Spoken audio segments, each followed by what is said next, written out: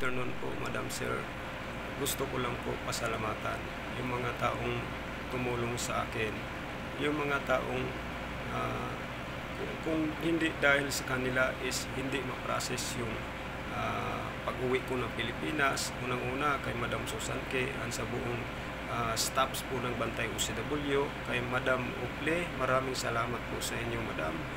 And sa mga co-work ko po na nandun pa sa Jeddah, si Alex, si Gerald, si Manuel, si Bayjep, si Mark, marami po kayo, ba't hindi ko kayo maisa-isang mabanggit, pero alam nyo kung sino kayo.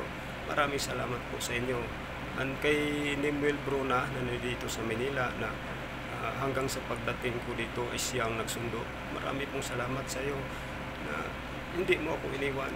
Lagi kang nandyan, na totoong kaibigan ko. And sa ating mahal na Panginoong Diyos, lagi niya akong binabantayan sa gitna ng kagibitan. Yung time na nandun pa ako sa ibayong dagat, maraming salamat po, Lord God, na hindi mo ko pinamabayaan at inuwi mo akong buhay sa Pilipinas. Maraming salamat po. Yun lang po.